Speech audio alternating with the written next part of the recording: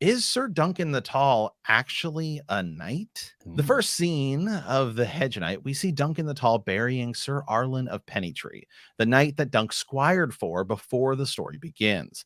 Duncan explains that as Ser Arlyan was dying, he knighted Dunk.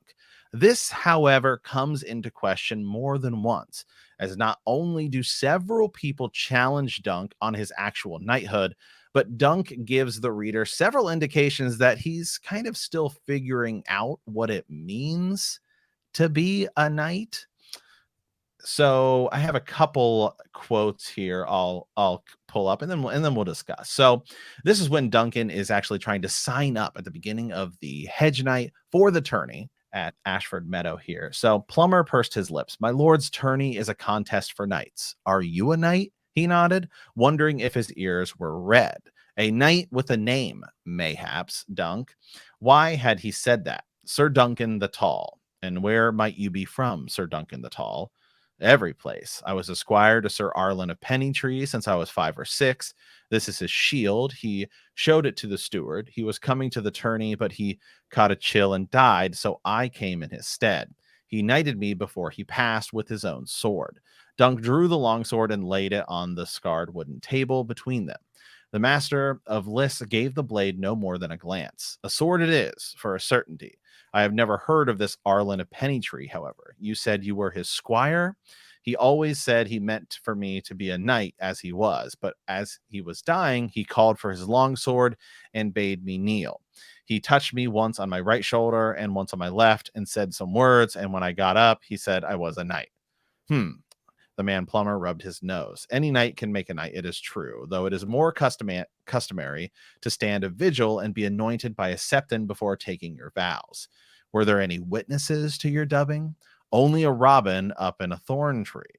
I heard it as the old man was saying the words. He charged me to be a good knight and true, to obey the 7 gods, defend the weak and innocent, serve my lord faithfully, and defend the realm with all my might, and swore that I would. So I have a few other things we'll get into here in a bit. So Jimmy, what are your thoughts on this? Is Ser Duncan the Tall actually a knight? Is he lying about it? He never directly says that he wasn't, but there's certainly indications to think that he might just be kind of making it up. Matt, I answer your question with a question of my own. Does one need a ceremony to be a knight, or is it something that you have inside you? There you go.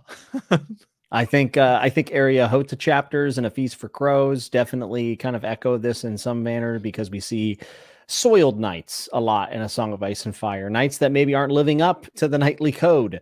So in that regard, I think Ser Dunk is maybe the best knight of them all. However, if we're going by actual customs, I don't think there's any chance that Dunk was knighted by Ser Arlyan. I think that the breadcrumbs are here that we can make this connection, because to me it's obvious that he is not a knight, at least by ceremony. Yeah, I mean, in theory, Ser Arlyan of Penneytree could have knighted him beforehand, and some of the things that Dunk says, where he sort of alludes to it, could just be because he's burying him in the opening of it, and then literally it's like the very next thing he does is go to this tourney. So I'll pull up. I have this next quote here, which is his first interaction with Egg, which we don't know it's Egg at the time. It's just a stable boy. The boy looked at him brazenly. I could if I wanted, Dunk frowned. I'll have none of that. I'm a knight, I'll have you know. You don't look like a knight. Do all knights look the same? No, but they don't look like you either. Your sword belt's made of rope. So long as it holds my scabbard, it serves. Now see to my horses. You'll get a copper if you do well, and a clout in the ear if you don't. Then he goes on a little bit, and he goes to this inn and he's having some food. He's like, this is what it means to be a knight, he told himself as he sucked the last bit of meat off the bone. Good food and ale whenever I want it, and no one could to clout me in the head.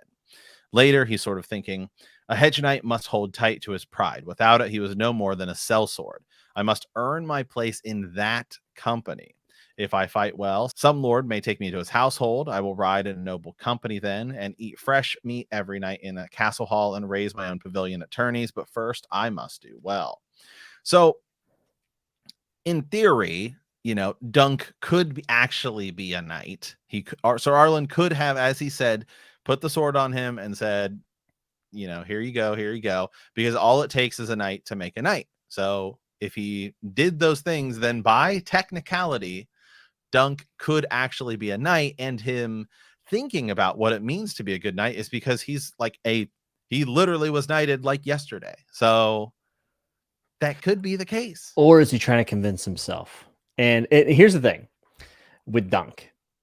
We know that George likes to write very complex characters, very nuanced characters. This is what makes Dunk a nuanced character, is that his one negative trait is that he's not just lying to everyone around him, but he's lying to himself.